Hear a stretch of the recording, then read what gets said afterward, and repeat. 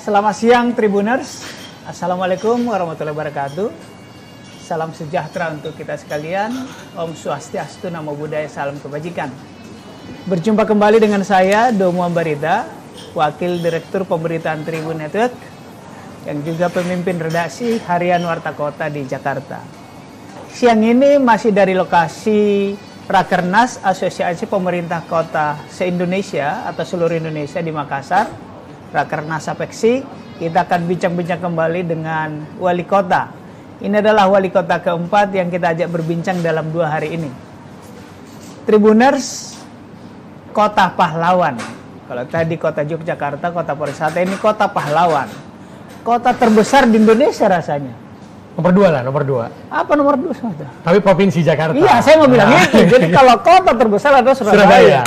Jakarta terbesar tapi diurus oleh gubernur dengan 5 wali kota dan 1 bupati. Ya. Kalau kota terbesar adalah Surabaya. Tribuners, kita sudah bersama wali kota Surabaya yang lebih muda dari saya. Saya belum tua tapi boleh lebih muda dari saya. Beliau adalah Pak Eri Cahyadi. Selamat siang Pak Eri. Selamat siang Mas. Assalamualaikum Pak. Waalaikumsalam warahmatullahi. Selamat datang di Makassar. Iya. Di Angin Mamiri. Pak Eri, kita bincang-bincang soal Apeksi, Rakernas Apeksi. Ya. Apa sih Rakernas ini Pak Eri?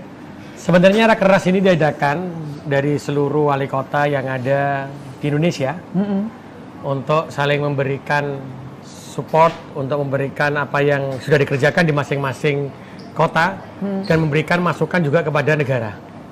Jadi kementerian, jadi hasil dari Apeksi itu kita rumuskan kebijakan-kebijakan, baru kita sampaikan kepada pemerintah melalui Mendagri atau kementerian-kementerian yang memang dituju.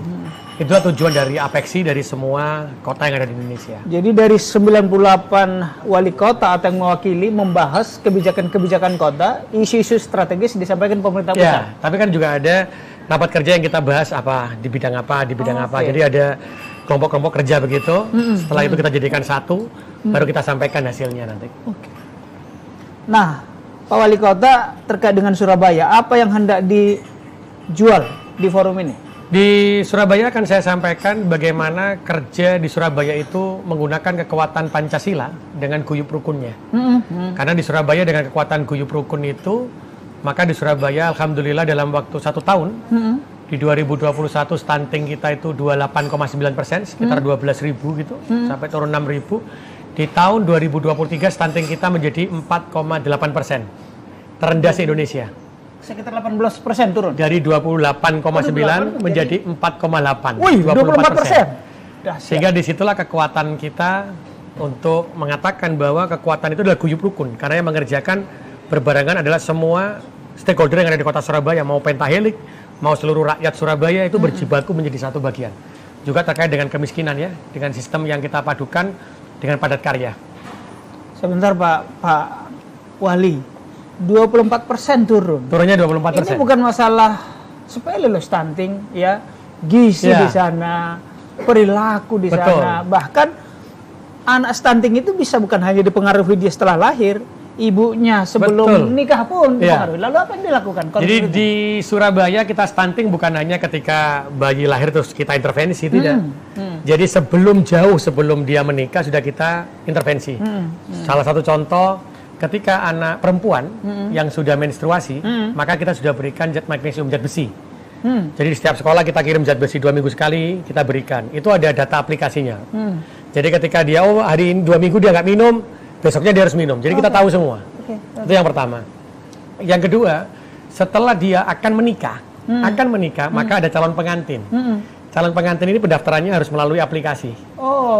Jadi ketika daftar aplikasi, maka secara otomatis dia akan terdata ke DP3A. Apa itu? DP3A itu pemberdayaan perempuan dan anak. Itu sekaligus juga kepada Dinas Kesehatan. Ketika dia di DP3A, maka dia diberikan bimbingan calon pengantin. Dia ada pertanyaan, ada kelas khusus. Semacam kursus. Betul. Menuju keluarga yang nanti bisa mencegah stunting dan menuju keluarga bahagia. Ketika dia masuk ke Dinas Kesehatan, Puskesmas, maka secara otomatis dia akan diukur berat ibunya, oke, berat ibu, oke, berat ibu oke. berapa, lingkar lengan atas berapa, perut berapa. Oh gitu ya? Setelah itu keluarlah surat. Oh, Surat ini menuju ke kelurahan. oh. Maka kelurahan memproses. Semuanya by aplikasi nih. Jadi tinggal dia daftar, duduk saja. Setelah itu lari ke kelurahan. Kelurahan sudah keluar suratnya, dilemparlah ke kantor urusan agama. Oh. Jadi kantor urusan agama ini tidak akan pernah memanggil calon pengantin untuk dirapak gitu. Oh. Kalau ini belum ada surat dari kelurahan dan kecamatan, yang dari kesehatan dan DP3A. Oh. Ini juga kami kirim ke vihara, juga kami kirim ke gereja. Jadi kalau gereja juga ada yang meminta nikah, maka gereja mensyaratkan itu. Syarat itu harus diikuti. Ya. Jadi ketika dia sudah di KUA, maka ketika dia sudah dinikahkan, maka ini akan kembali lagi datanya ke kami lewat aplikasi. Setelah itu kita dampingi lagi mereka sebagai pasangan usia muda, usia subur. Oh. Ini mendampingi, setelah didampingi bagaimana makanan sehat, bagaimana ibu-ibu resiko tinggi, yang punya darah tinggi, yang punya resiko ibu melahirkan tinggi, kita dampingi terus. Setelah itu sampai dia melahirkan. Wow. Sampai dia melahirkan kita timbang lagi anaknya, umurnya berapa, sampai beratnya berapa, itu kita dampingi terus sampai anak umur 5 tahun. Oh. Setelah 5 tahun, dia lepas, kita dampingi terus sampai SD dan SMP. Karena di Surabaya memastikan semua anak harus mendapatkan imunisasi lengkap. Tidak boleh tidak lengkap. Sekaligus kita juga sampai memantau anak itu sampai dengan usia SMP. Wih. Dan di sini kekuatan kita yang tadi saya sampaikan, pemerintah tidak bisa menjalankan ini sendiri. Iya. Siapa yang menjalankan ini di Surabaya? Iya. Ini kita memiliki 48.000 kader. Di setiap RT itu ada 3 orang. Kader apa itu namanya? Namanya Bukan kader partai toh. Nah, namanya kader Surabaya Hebat. Surabaya Hebat. Ini terdiri dari para ibu yang luar biasa, yang mereka itu mendata per RT, bertanggung jawab terhadap, oh rumahnya ini rumah tidak sehat, oh ini ada anak putus sekolah, oh ini bayinya beratnya berapa, ini dicatat sama si ibu tadi. Itu masuk ke dalam aplikasi kami, aplikasi Sayang Warga. Sehingga kami dari kantor itu bisa melihat, oh hari ini stunting jumlahnya berapa, turunnya berapa, yang lulus berapa, kita bisa tahu. Dan itu juga ada tim pendamping keluarga juga yang kita lakukan. Dan hari ini di pemerintah kota, kalau jenengan datang ke RT dan RW, jenengan tanya sama kader Surabaya Hebat, ditanya berapa orang miskin di RT ini, berapa jumlahnya stunting, berapa yang putus sekolah sekarang sekolah kembali, RT bisa jawab. Oh, keren. Karena dia buka aplikasi, dia bisa lihat. Dan data di RT itu real time bisa diakses Pak Wali Betul, Kota? itu ada di ruang kerja saya. Ruang kerja saya itu isinya monitor, Bang. Monitor itu lihat real time. Jadi, oh stunting turun naik, oh sekarang PAD kita berapa, oh penyerapan kita berapa, itu ada di real time semua itu. Jadi kepala dinas kalau bertemu saya tidak perlu saya kasih tahu, cuman kamu gimana tuh, kepuasan masyarakat terhadap kamu udah rendah loh, naik loh. Jadi kita sudah berdasarkan digitalisasi ya, kita menuju smart memang. Kalau wali kota lulusan sarjana teknik dan bisa direkayasa semua. Pak Wali tadi ada penurunan. Kita tahu bahwa stunting itu salah satu saja programnya adalah 2 telur cukup. Iya. Apakah yang dilakukan lebih dari program 2 telur cukup itu di Surabaya? Maksud saya, apakah program dari Pemkot Surabaya lebih dari itu sehingga penurunan lebih cepat? Jadi Pemkot Surabaya ini tidak bekerja sendiri tadi. Kami juga bekerja sama dengan Pentahelik, seluruh perguruan tinggi di kota Surabaya yang ada fakultas kesehatan masyarakat dan kedokterannya. Itu semua turun. Bahkan ada ahli gizi, salah satu profesor di UNER itu memberikan kudapan. Kudapan itu jadi dibentuk jadi makanan terdiri dari apa saja, kudapan itu yang kita berikan. Sehingga ada yang bentuknya seperti sushi teh apa, tapi ada dari ikan lele, dari ikan apa gitu. Dan juga ada kudapan yang dibuat. Itu yang kita berikan kepada anak-anak. Jadi tidak hanya telur. Dan yang hebatnya lagi, orang kader Surabaya Hebat itu tidak hanya diberikan, tapi ditunggu sampai dimakan. Jangan sampai dimakan ayahnya. Ya, karena dari pengalaman dulu, kalau kita beli telur, contohnya 1-2 hari, 2, setelah itu yang stunting 1 ya, diberi telur 5 hari 10. Itu nggak dimakan sama yang stunting, ayahnya, apa keluarga kayaknya ikut makan. Itu yang kita akhirnya berikan kudapan, kita tunggu, sempat seperti itu. Dan yang paling hebat lagi, untuk apakah kudapan itu membutuhkan biaya? Iya, karena juga ada kudapan, ada telur. Di Surabaya luar biasa, saya bangga betul menjadi bagian dari kota Surabaya. Karena Surabaya ini ada orang tua asuh untuk anak stunting. Orang tua asuh anak stunting, orang tua asuh gizi buruk, orang tua asuh untuk lansia itu ada. Jadi mereka melihat orang stunting ini berapa sih? Oh dia anak stunting ini habisnya 1 juta per bulan. Maka dalam 1 tahun dia 12 juta langsung bantu dia. Bahkan ada satu pengusaha di Surabaya, dia pertama kita tawarkan 3, dia tanya, satu kecamatan jumlahnya berapa? 30, saya ambil semua. Wih, Itu yang dia gila orang di tua Surabaya. asuh untuk Orang tua orang asuh. stunting di satu kecamatan. Iya, Keren. jadi langsung satu kecamatan dihabiskan sama beliau semua untuk menjadi anak asuhnya beliaunya. Keren. Ini kekuatan di Surabaya tadi saya katakan, kita menerapkan kekuatan Pancasila. Karena sebetulnya sejatinya di Indonesia ini sila ke-1 dan sampai dengan sila ke-5 itu adalah kekuatan bersama, gotong royong. Iya, iya. Nah, kekuatan ini yang saya terapkan di Surabaya dan ternyata penduduk Surabaya sangat luar biasa. Iya, iya, iya. Luar biasa. Jadi program yang dilakukan di Surabaya kalau melihat itu standarnya lebih tinggi di atas standar 2 telur cukup ya. Ya, karena tadi sampaikan pada waktu kita ada acara di BKKBN, beliau menyampaikan ada telur, ada orang tua asuh. Saya pada waktu itu diminta untuk memaparkan, saya sampaikan insya Allah orang tua asuh, makanan itu sudah berjalan semua di Surabaya. Ya. Karena itulah Surabaya hari ini dibuat percontohan, ya bagaimana kok bisa pengusaha mau jadi orang tua asuh. Karena pendekatan-pendekatan Pancasila yang kita lakukan sehingga mereka menyadari betul itu. Itulah mungkin buktinya maka dapat penghargaan Manggala Karya Kencana dari BKKBN. Betul, betul.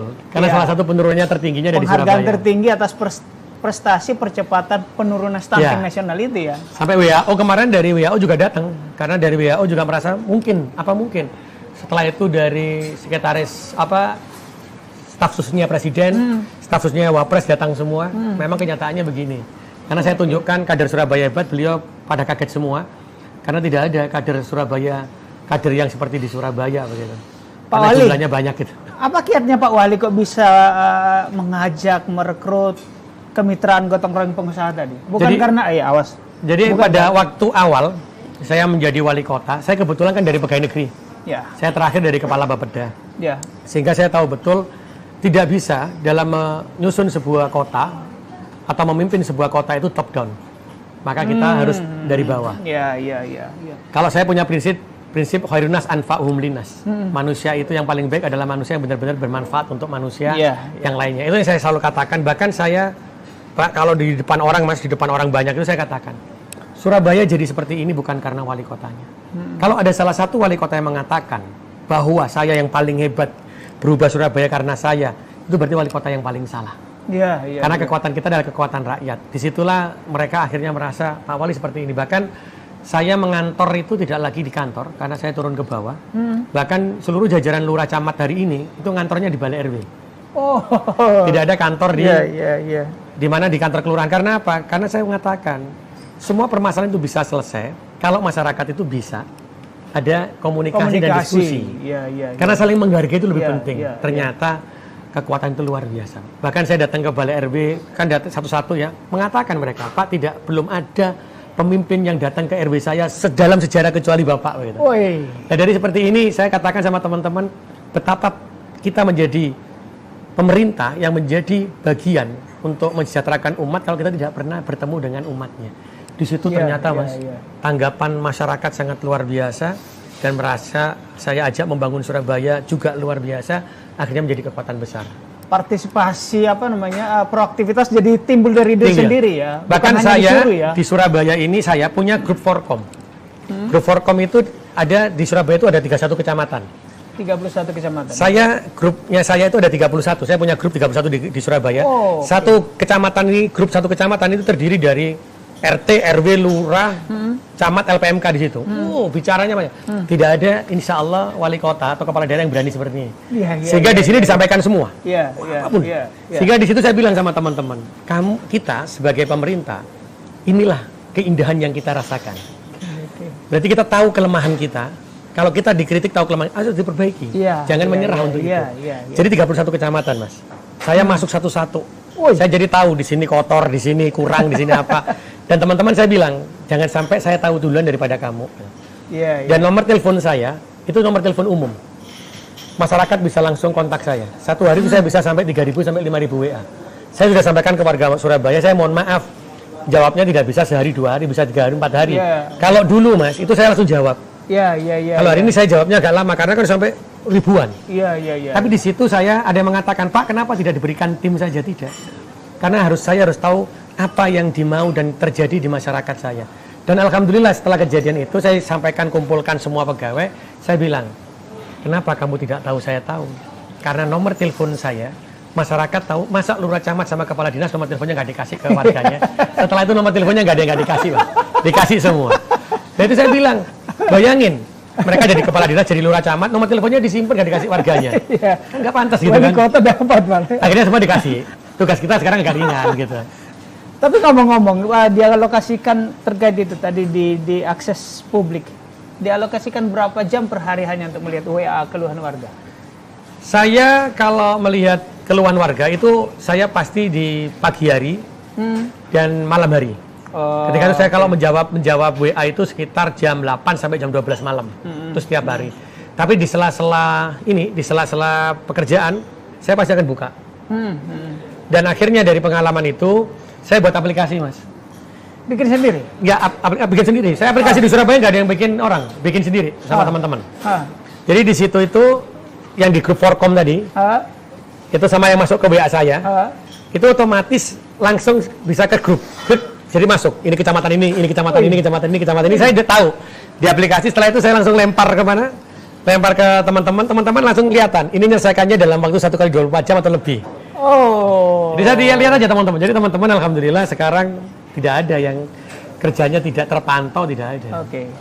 Kalau bisa saya runutkan adalah Pak Wali Kota turun ke bawah ke RW secara fisik, ya. Lalu membuat grup-grup WA untuk menampung berinteraksi dengan RT, RW, lurah camat, dan apapun namanya ya. itu di kecamatan, menampung aspirasi mereka lalu diidentifikasi, ini ke sini, ini ke sini. Betul. Lalu dimonitor solusinya. Betul, karena kami punya kontrak kinerja di Kota Surabaya itu.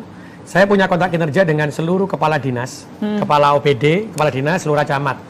Itu punya output dan outcome. Penyelesaian pekerjaan berapa lama begitu. Di bawahnya ada surat pernyataan. Jikalau saya tidak mencapai output dan outcome saya, dan tidak menyelesaikan 1 kali 24 jam, maka saya siap dan bersedia tanpa menuntut untuk diganti, ditandatangani di atas materai. Itu namanya kontrak kinerja. Dan hari ini, saya sudah menurunkan berapa orang ya. Jadi saya bukan karena suka dan tidak suka, tapi karena output dan outcome objektif.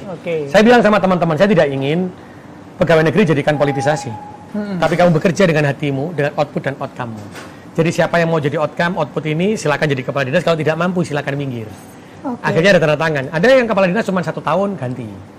1 tahun ganti. Ada yang lepas dari camat. Karena output outcome-nya tidak tercapai. Saya bilang, ini bukti bukan saya suka dan tidak suka. Tapi kamu yang sendiri yang bisa mempertahankan jabatanmu, bukan saya. Itu yang terjadi. Dengan objektif, transparan begitu, dia nggak sakit hati dong. Betul. Karena akhirnya ya banyak yang menerima. Karena outputnya memang nggak tercapai, bukan saya loh. Outputnya nggak tercapai, ada evaluasi kan. Harusnya sasarannya 80, sasarannya cuma terjadi 40. Ya sudah dia mengundurkan diri.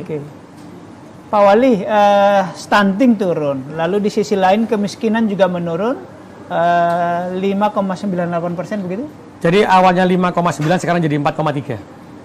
Pengangguran yang dari pengangguran terbuka dari 9,7 menjadi 7,3. Apa yang dilakukan itu untuk kemiskinan pengangguran? Ini, jadi sama. Semua data kita tahu. Saya sampaikan kepada kepala dinas. Saya mau tanya, coba dibuka anggaran kamu, saya bilang gitu. Dibuka, Bang. Misalnya dinas apa nih? Dinas PU Bina Marga. PU Bina Marga saja. Dari anggaran yang kamu punya, berapa kamu bisa turunkan kemiskinan? Berapa kamu bisa menyerap tenaga kerja? Itu yang realnya, menyerap tenaga kerja ya, menyerap ya. Di situ mereka mengatakan, tidak bisa Pak kita menurunkan kemiskinan. Karena kita ini adalah dinas teknis. Contohnya mengerjakan paving, mengerjakan Udit Bokalvert itu. Saya senyum. Nggak bisa menurunkan kemiskinan. Apa yang namanya UMKM, saya bilang gitu. Usaha mikro kecil. Apa yang dilakukan? Buat kue. Terus salah. Orang menyediakan pasir itu UMKM. Orang membuat paving itu UMKM. Baru mereka terkejut. Kamu buka anggaran paving. Dibuka anggaran paving. Paving itu ada berapa? Ada K175, ada K250, ada K350. Saya bilang, kalau mau dilewati motor sama mobil, tidak dilewati truk, berapa? K-nya, 175. Saya tanya, 175 siapa yang ngerjakan? Pabrikan. Kenapa kok pabrikan? Apa tidak bisa dikerjakan masyarakat? UMKM. Bisa. Saya buka. Ada nggak asetnya pemerintah yang nganggur? Banyak, Pak. Buka asetnya, kamu beli alatnya, buka pabrik di sana yang bekerja orang miskin.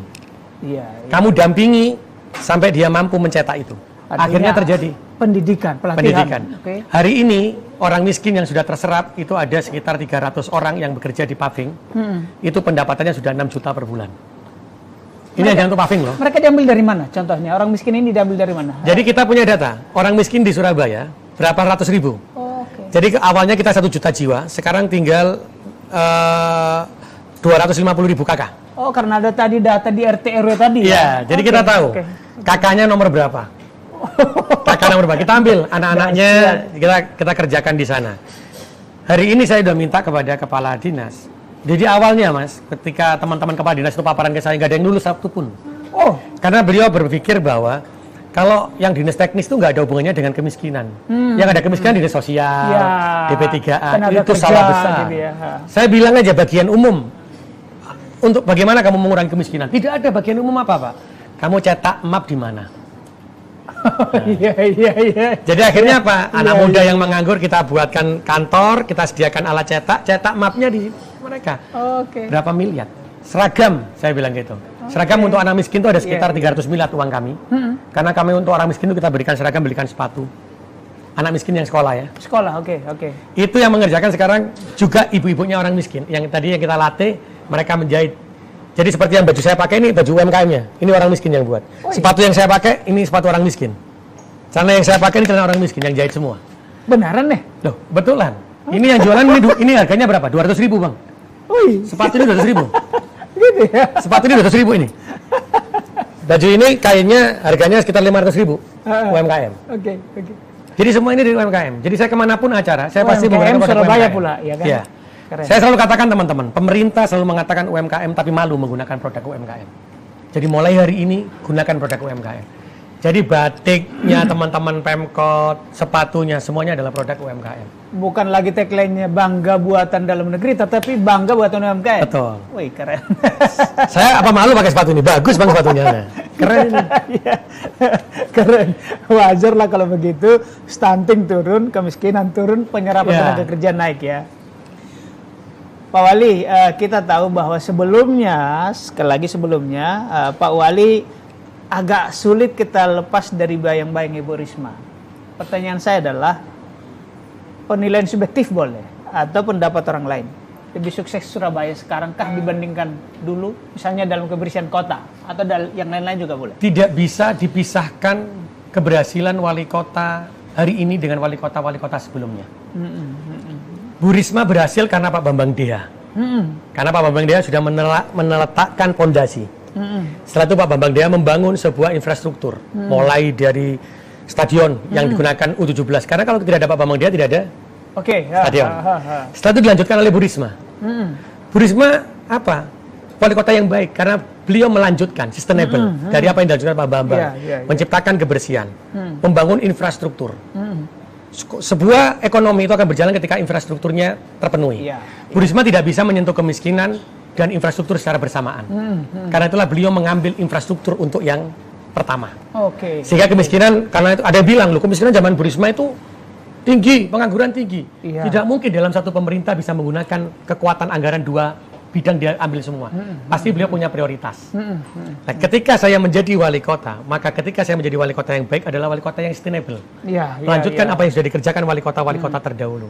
Ketika pondasi sudah terdahulu dijalankan, saya lihat infrastruktur sudah jalan, Oke. stadion sudah jalan. Karena itulah saya pegang kemiskinan. Tidak Saya lagi pembangunan- mengurusi infrastruktur. Betul. Hari ini yang saya bangun stadion. adalah sumber daya manusia. Oke, Jadi anggaran oke. kami 50% dari 10 triliun itu adalah digunakan untuk pembangunan anak. Karena Oh, saya ingin oke. menjadikan anak itu adalah pemimpin bangsa yang kelak akan menjadi pemimpin yang memiliki akhlakul karimah. Jadi saya tidak lagi membangun infrastruktur. Kalau Pak Bambang punya, ada yang tanya sama saya, Pak Bambang punya stadion, Bu Risma punya jembatan, Pak Eri punya apa? Saya punya sumber daya manusia. Ya. Karena saya ketika melanjutkan perjuangan wali kota sebelumnya, maka saya harus melanjutkan amal jariah yang sudah dibentuk. Saya selalu katakan sama mereka, kalau pahlawan ini dulu berjuangnya dengan kemauannya sendiri-sendiri, tidak mungkin Indonesia merdeka. Karena itulah wali kota tidak boleh melakukan perjuangan sendiri-sendiri. Apa yang sudah dilakukan, lanjutkan.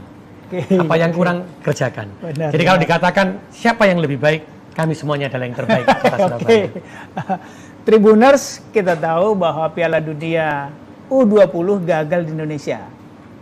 Dan pengobat rindu U17 dan sebentar lagi akan diselenggarakan.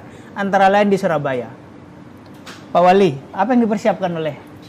Jadi kita siapkan wisata olahraga, juga terkait dengan merchandise. Wisata olahraga? Ya, karena di Surabaya itu hampir di semua RW itu ada lapangan futsal yang sudah kita bangun. Oh. Setiap kelurahan. Setiap RW, setiap kelurahan itu ada lapangan futsal. Karena itulah kita akan mengadakan lomba futsal. Di masing-masing RW nanti. Setelah itu juaranya masuk ke tingkat kelurahan, masuk ke tingkat kecamatan, masuk ke tingkat kota, Piala Wali Kota. Sambil menyambut Piala Dunia 17. Jadi sudah atau akan digelar? Akan kita gelar. Nanti kita akan gelar pada sebenarnya kemarin, tapi karena batal baru ini kan ada U17 kita gelarkan nanti di awal Agustus. Setelah itu juga ada merchandise yang akan dibuat oleh para UMKM-nya Kota Surabaya. Jadi nanti kita akan pastikan kalau Surabaya nanti sudah ini tim mana saja, negara mana saja, kita buatkan baju, kita taruh di stadion nanti. Kita akan ramaikan Kota Surabaya menyambut Piala Dunia U17. Luar biasa. Pak Eri memang kan penggemar Persebaya ya, setiap pertandingan pasti nonton kita. Setiap pertandingan pasti nonton ya. Baik, luar biasa Surabaya. Pak Wali, barangkali kita sedikit saya terkait dengan Apexi. Ya. Banyak tadi keunggulan, sistem digital, pelayanan, transparan. Apa yang Pak Eri mau sampaikan ke teman-teman wali kota? Apa yang layak dicontoh dari Surabaya? Sebenarnya setiap kota itu punya kelebihan, juga punya kekurangan. Yang saya pikirkan di setiap Apexi adalah bayangkan setiap kota itu tidak membuat sendiri-sendiri. Berapa uang negara yang dikeluarkan? Jadi contoh kalau kita sudah punya aplikasi stunting, coba ini bisa digunakan semua kota kumpul. Ini punya Surabaya, ini punya siapa, dikumpulkan jadi satu, terus dikelola bareng. Akhirnya kita tahu mana yang terbaik, dimasukkan semua jadi sempurna. Ini dipakai semuanya. Sehingga tidak ada, itu yang kita harapkan dari Apexi sebenarnya. Juga ada penyelesaian yang lainnya. Ini saya masih teringat dengan tidak merintis lagi dari nol ya. Karena kalau merintis lagi, ini akhirnya punya aplikasi sendiri, aplikasi ini dengan tujuan yang sama, uang negara habis. Ini yang tidak terpikirkan kadang-kadang. Dan yang paling menakutkan adalah akhirnya seluruh kepala daerah ini berlomba-lomba membuat inovasi yang terus mengucurkan uang negara. Ini yang jadi agak susah. Hanya untuk inovasi aplikasi. Akhirnya untuk mendapatkan sebuah penghargaan. Ini jangan sampai, karena itulah di Apexi ini ya kita akan menyatukan itu sebenarnya. Karena saya waktu itu masih ingat Mas, ada namanya lelang elektronik. Epoch Group pertama kali itu lelang elektronik dibuat di Surabaya. Hak ciptanya atas nama saya. Jadi seluruh Indonesia mengatakan tidak mungkin dijalankan di Indonesia karena situasinya berbeda, wilayahnya berbeda. Tapi setelah itu diambil oleh Bappenas, setelah itu dipanggil pakai LKPP, di grup oleh KPK, Agus Raharjo waktu itu, buktinya lelang elektronik dipakai seluruh Indonesia sekarang. Satu aplikasi tapi di setiap daerah tidak mengeluarkan biaya masing-masing. Hebat kan? Saya bermimpi Indonesia punya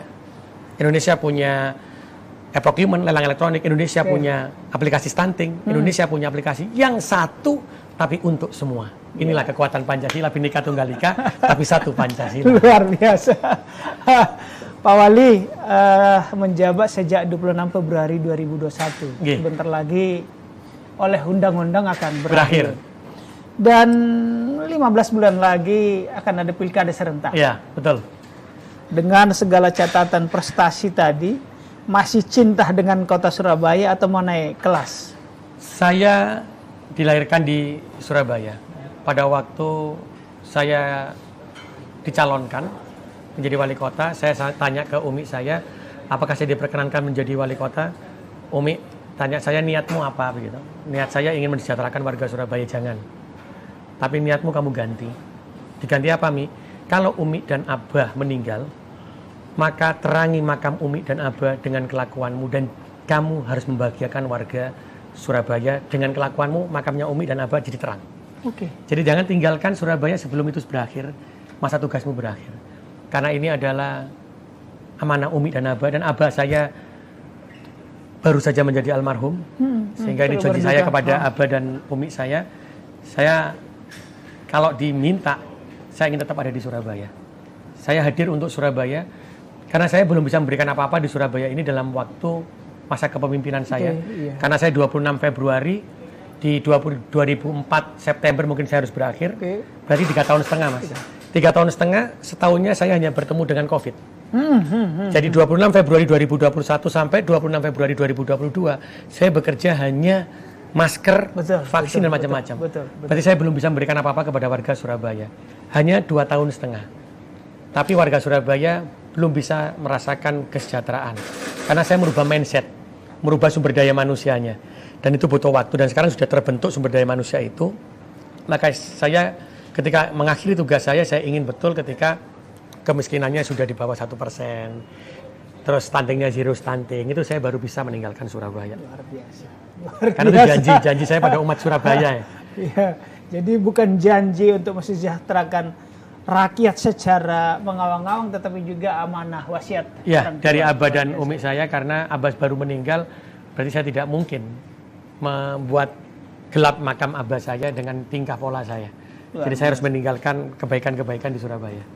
Luar biasa Pak Eri, tiba kita di penghujung diskusi. Jika ada yang belum saya tanyakan atau Pak Wali mau menyampaikan sebagai closing statement, monggo.